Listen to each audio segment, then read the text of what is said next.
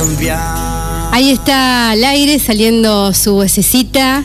37 minutos pasan de las 10 de la mañana y tal como lo anunciaba Ivana, estamos con la compañía de Marisa de Nigris. Marisa, muy buenos días y muchas gracias por estos minutitos para Sin Máscaras. Buenos días, ¿cómo están todos? La verdad que muy bien, a full, trabajando desde muy temprano y tratando de desasnar un poco esto de la educación, que lo venimos tocando, un tema que siempre nos atraviesa, pero desde el 3 de noviembre que arrancamos con Sin Máscaras, tratamos de ir entendiendo un poquito qué es lo que pasa. Y aquellos que tuvimos una muy buena primaria, una exigente secundaria, hoy extrañamos un poco a aquellos docentes. Entonces la idea en el trabajo de producción que hicimos con Ivana era poder tocar un poco la educación del ayer para poder entender la educación del hoy. Inevitablemente esto lo tenemos que hacer en todas las aristas de la vida, ¿sí? Para poder comprender un poquito o para poder avanzar. Y la primera pregunta que surge o que dispara tiene que ver con estos docentes que teníamos en nuestras primarias y secundarias que no se tomaban tantos atributos, hoy llamados licencias, para viajar por placer, o esa falta de compromiso que uno a veces visualiza en el armado de proyectos, en el seguimiento de alumnos, se los ve bastante solos. Y una profesora, como ha sido vos, a ver si podemos poner en la mesa, ya no comprometida con el sistema educativo, a ver si podemos ir desasnando un poquito esto. Bueno, hay varias aristas para tener en cuenta. Este no es un tema que se puede abordar desde un solo lugar. Yo creo que el tema es un tema social. Los cambios se han venido dando porque la sociedad ha ido cambiando. Entonces, mientras que en la época de ustedes, que no ha pasado tanto tiempo, o si nos retrotraemos a un tiempo aún más atrás, la educación era quizás la parte más importante en la vida de una persona, ahora es un aspecto más en la vida de un chico, porque hay infinita cantidad de atractivos más, y cuando digo infinita creo que no estoy exagerando. Hay un montón de atractivos que están al alcance de la mano en casi todos los hogares. Y si no están en los hogares, están en los ciber, están en las casas de los amigos. Es una cuestión que les sale hasta por los poros a los chicos. Y esto empieza desde la escuela primaria. Y entonces ocurre que empieza a desaparecer esta cuestión de darle importancia a la escuela, y eso va de la mano con que los padres empiezan a dejar de darle importancia a la escuela, y los maestros no están ajenos a estas circunstancias, y aparece una cuestión que se llama la vocación. Cuando nuestros papás cuando digo de mis papás, iban a la escuela, los maestros de aquella época eran todos maestros que habían estudiado por vocación. Uh-huh. Cuando yo iba a la escuela, seguía habiendo maestros y profesores que habían estudiado por vocación. Cuando ustedes fueron a la escuela, todavía había gente que estudiaba por vocación. Ya ahora no es así. ¿Y ese cambio a qué lo llevas? Porque yo extraño el maestro de vocación, que estaba abocado a una hora o a un grado o como mucho a 2. Claro. Ahora se disparó y están los maestros colectivos. Bueno, ahora está la cuestión de la chica que sale de la escuela secundaria y como única opción, porque no se puede ir del pueblo, porque no tiene posibilidades económicas, porque no hay otra salida, estudia magisterio.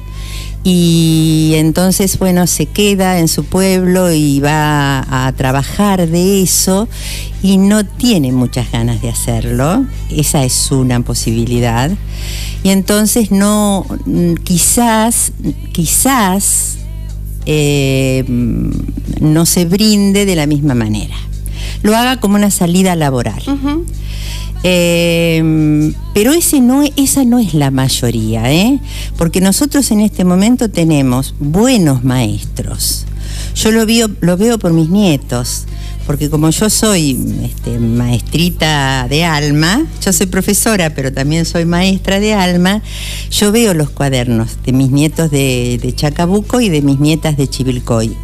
Y yo creo que hay todavía, y va a seguir habiendo buenos maestros. Lo que pasa es que hay muchas dificultades en la sociedad. Están los padres que no pueden seguir a sus hijos porque no les dan los tiempos, o porque no le dan las ganas, o porque están los chicos todo el tiempo con personas ajenas, o porque los chicos están desatendidos. Entonces esos chicos no pueden tener el interés por la escuela que tienen los chicos en cuyas casas a la escuela se les da importancia. Y ahí aparece un tema que no es que la escuela sea deficiente, sino que es un hogar en el cual la escuela no es importante. Eso pasó acá y hace 40 años, ahora y hace 40 años atrás. Uh-huh. Por eso yo defiendo mucho, no sé si defender es la palabra, pero me preocupa mucho cuando se habla de los docentes actuales. Pienso que no hay que, digamos, preocuparse mucho porque las chicas actuales, las maestras actuales, tienen tantas deficiencias. Yo creo que, me parece a mí, que acá el problema es de la cabeza de los ministerios y viejos ministerios de la dirección de escuela. ¿Sabés qué pasa, Marisa? Que quienes tenemos la realidad de una sociedad donde las mamás y papás tenemos que salir a trabajar, ¿sí? Y quizás hay un alto monto de falta de carga horaria de atención hacia nuestros hijos, hay aspectos específicos que uno cree que cuenta desde la escuela. Sí. La educación arranca en casa, eso tenemos que tener claro. Tenemos 4 horas institucionales y punto. Sí, yo eso lo tengo bien en claro. Eso es. Pero hay aspectos importantes donde quizás creí que el sistema educativo me iba a acompañar en la educación de mis hijos. Eso es lo que debe ser. Eso es lo que debería ser y no está sucediendo. Entonces, en el no está sucediendo, no voy a generalizar, pero sí me disparan preguntas de aquellos docentes, ¿tenían un sueldo extraordinario que le permitía estar 4 horas en el colegio y las 4 horas restantes programando, proyectando? Hablo de los docentes de la época de toda la vida anteriores, que hoy inevitablemente para que alcance el sueldo tiene que tener doble carga horaria el docente, y eso le resta horas para corregir, le resta hora de atención al pibe, no te traen la información, tu pibe está distraído o tu pibe, no. Y no voy a generalizar porque alguno que otro comprometido y de vocación existe que está atento, pero el resto es como que le falta la atención al compromiso que es el ser docente. Bueno, yo eso no te lo puedo contestar, pero respecto del pago de los sueldos, nunca los sueldos docentes en nuestro querido país fueron suficientemente buenos. O sea, cuando uno mira un poquito el mundo, ve que la educación en otros países es fundamental. Uh-huh. Y nosotros en la Argentina, salvo hace muchos años atrás, en los últimos gobiernos, los docentes nunca hemos sido reconocidos como pilares de nuestro país.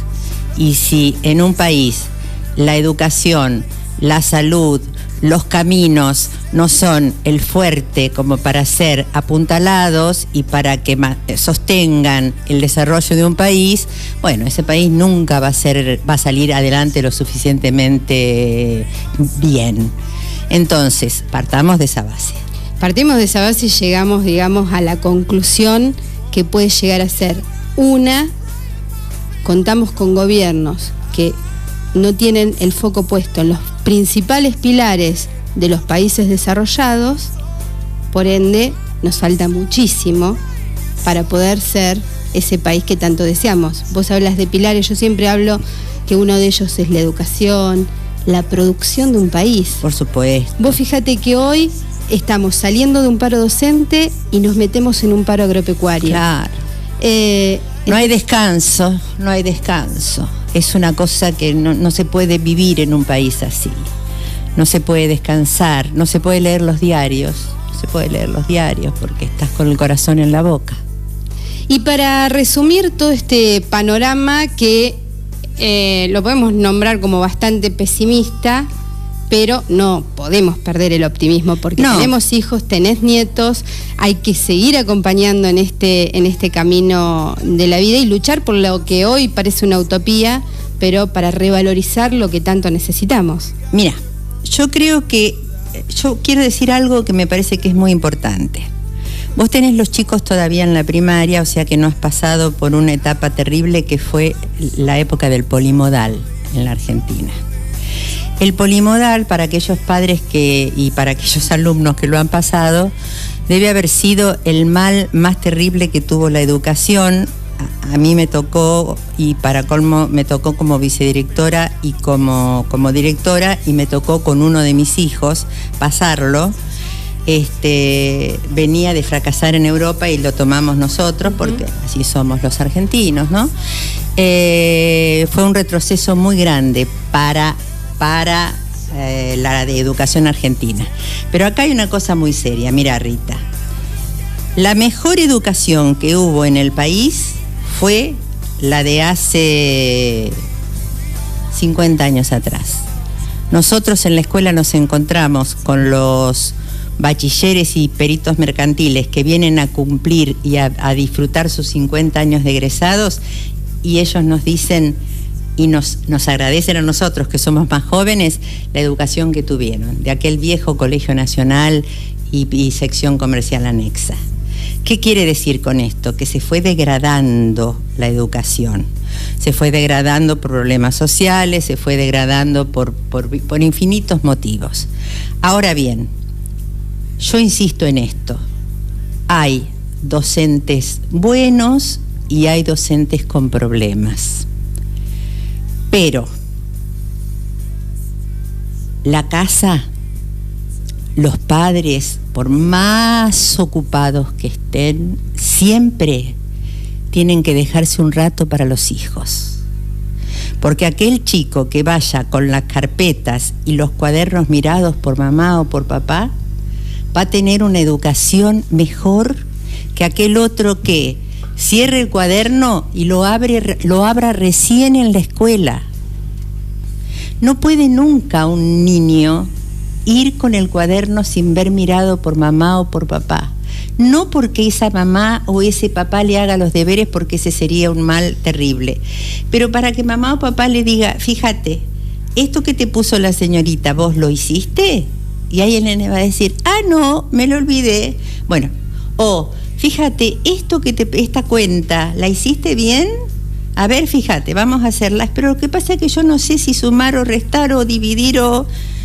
Ese ratito que no lleva mucho. Yo sé que las madres están cansadas, que los padres están preocupados, pero el mejor tiempo que se pueda usar en la vida es el tiempo que no es usar, es emplear, es el tiempo que uno le dedique a los hijos.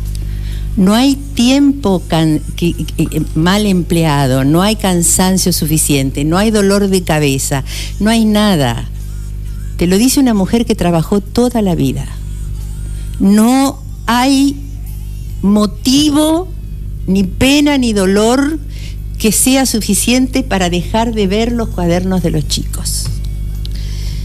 Marisa de Nigris, muchísimas gracias por estos ratitos de Sin Máscaras. Tenemos que seguir siendo la familia o las mamás pulpos, no queda otra.